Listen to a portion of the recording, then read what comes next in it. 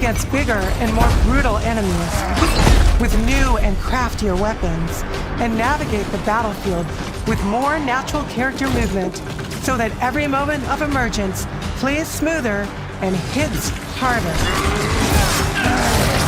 This is a game that feels like Gears, but plays like new. Now, we're inside. It's a return to the feelings that we had when we played the original games, but now reimagined, evolved, and enhanced with the power of a new engine.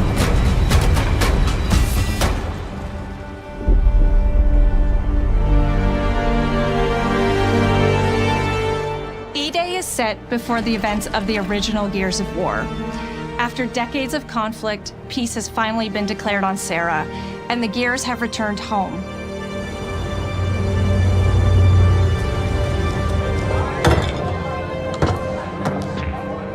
Love you, baby. Marcus Phoenix and Dominic Santiago are young veterans trying to adjust to civilian life while grieving the loss of someone they both loved. Carlos Santiago, Dom's older brother and Marcus's best friend. To Carlos. To Carlos. Best fucking brother anyone could ask for. Carlos died in combat in a moment of sacrifice before the war ended, and without him, Marcus and Dom's relationship is distant. The emotion from our refinery kept power running. With the world just barely on the cusp of peace and our characters coming to terms with their new reality, the Locusts emerge and change everything. This is the Coalition Emergency Broadcast System. There are reports of multiple tremors causing minor damage across Kelowna. Strap these up. E-Day tells not one, but two origin stories. The start of this world falling apart and a brotherhood coming together. And over the course of 3 intense days, you'll see how loss reshapes this world and our characters, beginning with a night of desperate survival in a brand new city.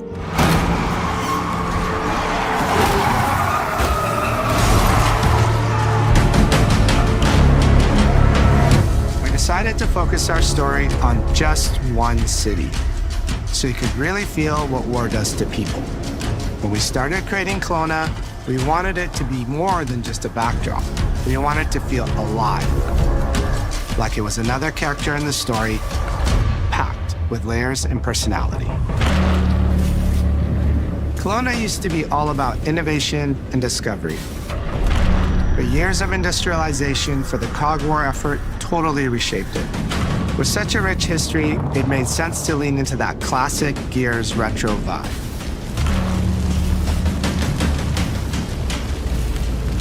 Towering architecture, robust vehicles, and grounded technology. Kind of like those gritty industrial cities from the 1970s. We also looked right outside these windows at the mountains, the ocean, and local landmarks to help give Kelowna its unique style.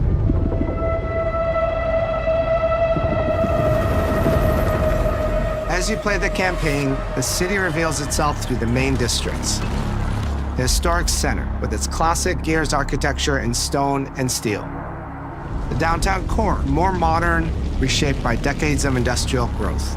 The military airfield, set at the forest edge with shipyards nearby, the refineries, and supporting working-class neighborhoods, built around constant emulsion production. Gears plays best in a city, and Kelowna is the ultimate battlefield. Kelowna's density, tight streets, mixed with open spaces, let us rethink how Gear moves through the world, and it created the perfect stage for greater scale and verticality in combat. Our soldiers are basically giant tanks in armor. They slam into cars, weaving through hails of bullets. And we wanted to keep that heaviness, but add more fluidity to how you move through the battlefield. Cover is life in Gears. And we've completely rebuilt our movement and cover systems, with smoother transitions and a bigger range of cover heights and shapes, including new low ground cover. And this all allows us to create more complex and organic feeling spaces than ever before. From Sprint, you can now slide, which lets you quickly get under objects, slide around corners, or transition more smoothly into cover from a run. And we added the ability to jump, which really opened up this citywide battleground. we get to play with more verticality, climbing walls and vehicles, or clearing gaps in crumbling buildings to reach new flanking routes. At the heart of our gameplay is still that great Gears combat puzzle. A mix of unique enemy combinations, tactical weapon choices, and your ability to read and move through the arena. But now you have more choice than ever, and we get these peaks of almost action movie sequences. You can throw yourself off a balcony, land next to your buddy and revive him, scramble through cover, slide under a truck, and hit safety on the other side. We get these amazing Gears playgrounds, small and large, where all these elements come together, and the city is filled with them. Our missions move across the city, from linear fights in narrow streets and alleys to more open districts, where you have access to entire neighborhoods. Now you have strategic choices. Do you take the enemy head-on? Do you flank them from a side entrance? Or do you climb up to the balcony across the street and take them all out with your long shot? It's up to you. And if you're playing co-op with your friends, well, then you can try all three at the same time. Taking your own path reveals small stories from the city. Survivors trapped in an apartment. There's a civilian in that building, 4th floor. A Raven crashed in the distance. A group of Gears readying an ambush. You still have your orders, but it's up to you to decide where you offer to help or how much of the city you choose to explore. And that city is fully realized. To create a city of this scale and detail, we needed to invest in an entire suite of tools. Tools for roads, intersections, sidewalks, e-holes, buildings, rooftops, and pipes. We have a procedural content generation toolset for scattering millions of pieces of trash and debris across the ground to make Kelowna feel lived in. This is the largest, most complex location you've ever seen in a Gears game. But the board control is connected to an older antenna. I can reconfigure their radios to reach Afira. Do it. The remaining Gears will hold the fort. In other Gears games, the world's basically already dead. There are very few human survivors left. But in E-Day, you're watching a live city get ripped apart in front of you. People who once went to work, sporting events, and celebrated the possibility of peacetime are now stopped in their tracks. They abandon their cars and run for survival, attempting to find refuge in subways or stores. A glimpse of a child's toy or dinner left uneaten are reminders of what's been lost and the horror of what the locusts have unleashed.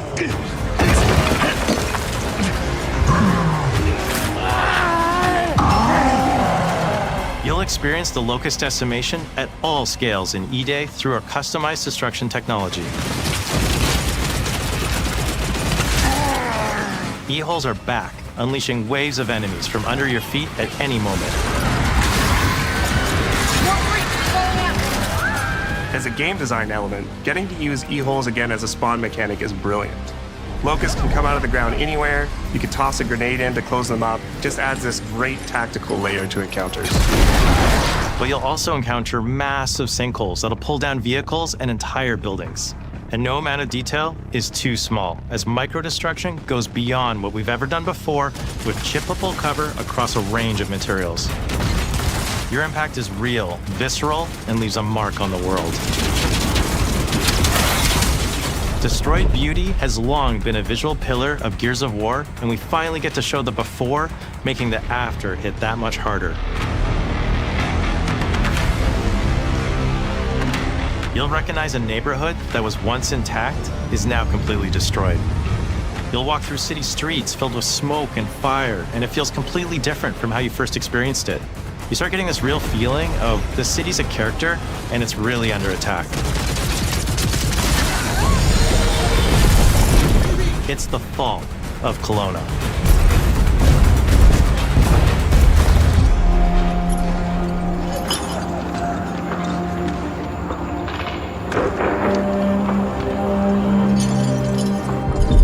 E-Day is an intentionally intimate story.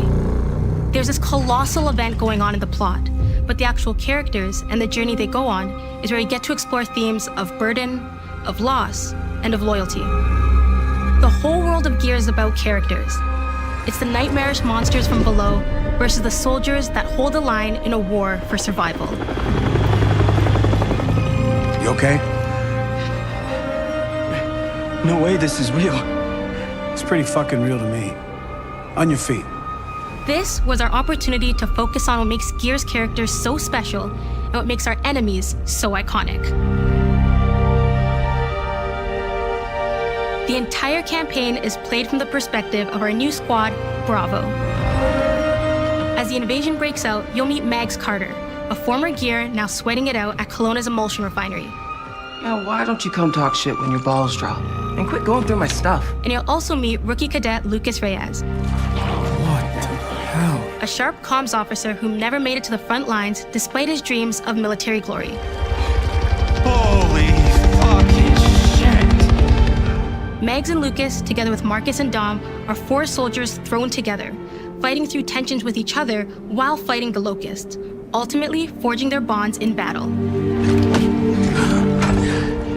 We follow Bravo Squad with our cinematic cameras, just like the intense war movies we love. The shots are intentionally gritty and a bit shaky, and leaning into these rough edges is what makes you feel like you're right in the middle of the action. Bravo's story also intertwines with others called to defend the city, including returning characters like warrior philosopher Ty Caliso. Our roads converge again. Marcus Phoenix. Ty. And fans of the books will finally get to see the hard-ass Raven pilot Gil Gettner in-game for the very first time. Let's go and fuck this mess. Marcus and Dom are absolute legends. You can spot those strong jaws and thick necks from a mile away. But if you go too realistic, you lose those unique features that make them stand out. Honestly, Marcus just isn't Marcus if you take away his classic perma-scout.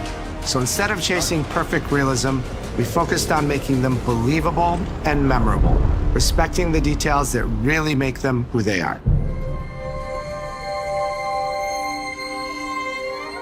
Material and character fidelity in Gears of War E-Day far surpasses anything we've been able to achieve before. Our facial animation systems have been completely upgraded for E-Day, with 3 times more joints and over 350 facial shapes sculpted for each head alone to really represent the emotion in our characters. Marcus has more detail in his eyelashes than his entire character model did in the original Gears of War on Xbox 360. Phoenix. Marcus. Sergeant, 26 RTI C Company. Next of kin, Adam Phoenix. With the amount of layers we have, we've never had fidelity at this scale. Combined with a much more sophisticated animation rig, this allows us to have way more expressive characters with a huge range. From a small smirk to yells on the battlefield. Come and get some, you goddamn grubs! Your experience takes on a new intensity. We're pushing the graphical limit with 4K Ultra HD resolution, native HDR10 rendering, hardware ray tracing at 60 frames per second in campaign, and up to 120 frames per second in multiplayer. When it comes to the Locust, to make them more believable, we made them scarier. The drones are wild and vicious. The boomers are even bigger this time around.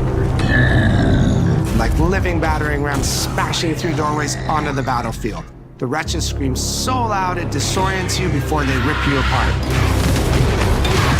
And the Reavers, they crawl up buildings and rain fire from above.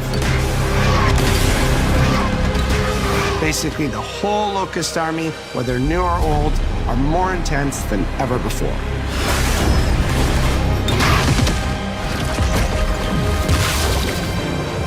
So what now, Marcus? We save everyone we can.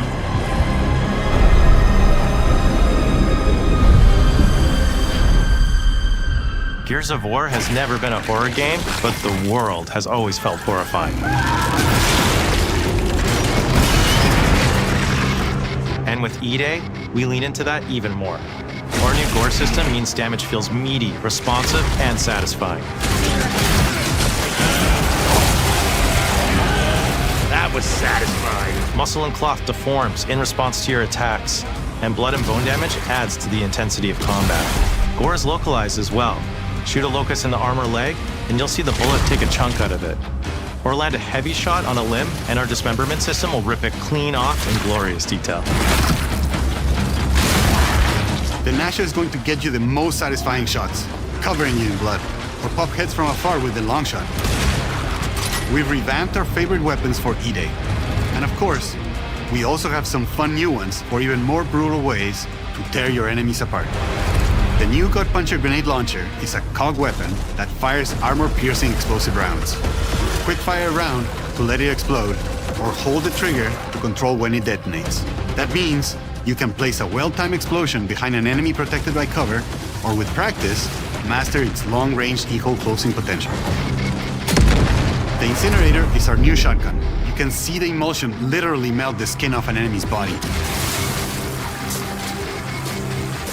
Before, you'd probably get into a grapple if an enemy came charging at you. Now, you feel the power of getting to incinerate them when they get close. And of course, the Lancer.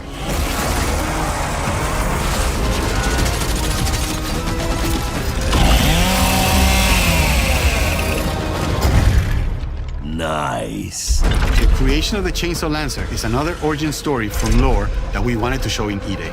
From the moment that Ty grabbed that chainsaw to rip through a locust at the Superstore, to a prototype kit bash on the front lines of the invasion, all to deliver on that gratifying moment when you finally get to slice a grub in two.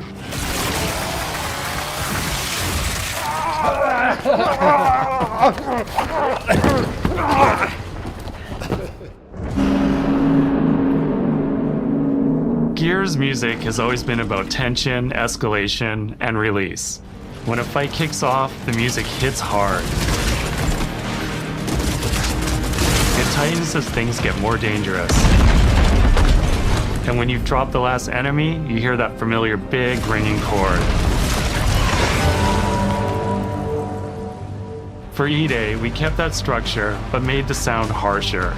Together with our composer, Adam Lustica, we built the score to match a world on the verge of collapse. The electric guitar returns alongside classical instruments, but both are pushed into uncomfortable territory.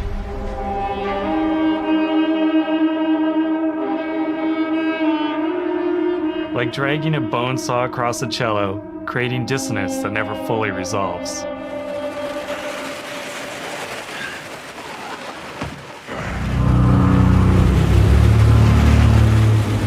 Where the hell are we?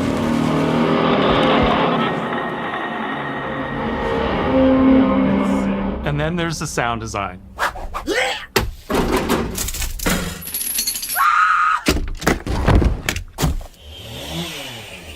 All chainsaws have voices. When it came to the sound for our Proto Lancer, it was important to us to track down the exact make and model that was recorded back in 2006 and rebuild it from the ground up using our new sound effects system.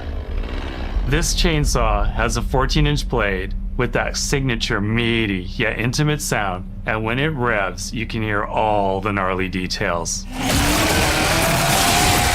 In terms of how you'll experience Kelowna, I always think about our acoustic system like this. I'm walking down a street and I hear the sound reflecting off the walls around me. Then I step into an alley and everything immediately tightens. I come back out into a wide space and the sound opens up again, almost like a cathedral.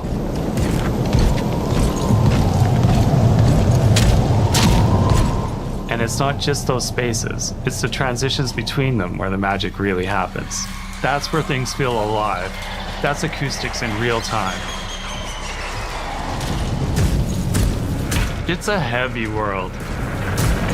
And what better way to experience its dread and tension than through the music and sound that surrounds you? No other game does the squad like Gears does. Our themes, our gameplay, and our modes, they all revolve around this core element.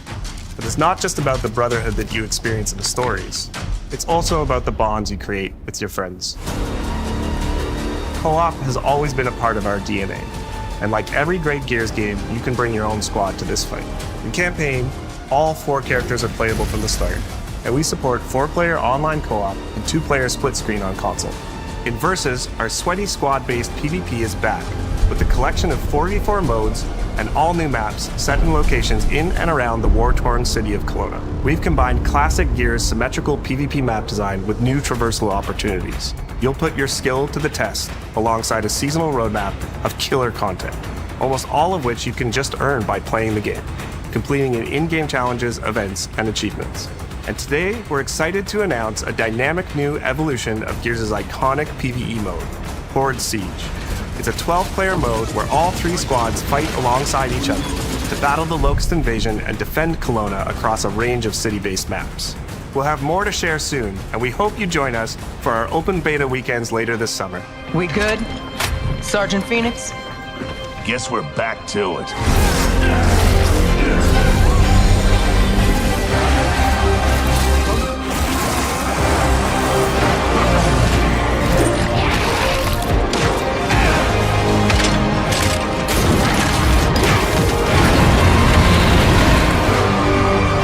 We can't outrun the past. But as long as we're still breathing, we're the ones that keep fighting. 20 years of Gears is such a milestone. It is such an honor and also a huge responsibility to make sure we deliver on the story of Gears. It always comes back to the squad. It always comes back to this theme of getting through the absolute shittiest of times with somebody else who constantly has your back. And that's Marcus and Dom's story. The story of the original trilogy. The story of E-Day. And the story I think we can all relate to. Thanks for pushing through. Couldn't have done it alone. You got it, man. Having the opportunity to have E-Day come out in the same year as the 20th anniversary of Gears, the quarter-century anniversary of Xbox, it's almost like a homecoming. It's like returning back to our roots and saying, fuck yeah, we're back. And we have so many more stories to tell. It's an incredible honor and one that we want to make sure that we do right.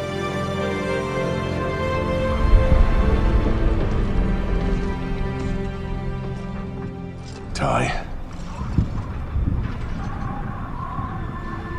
What a nightmare. Untouched by nearly 80 years of war. Destroyed in 2 nights. For us, the heart of Gears has always been about the bonds you make in the darkest of times. Inside the studio, we rally around a simple phrase: never fight alone. It guides how we build our stories, our gameplay, and our world. It's how we work as a team and the commitment we make to you, our fans. Everything comes back to that important idea of sharing life's experiences, the highs and lows, together. And E-Day is the best expression of never fight alone that we've ever made. Whether you'll be picking up a Lancer for the first time ever, or you're as battle-hardened as Marcus Phoenix, there's always a place for you in the Gears squad when Emergence begins on October 6th.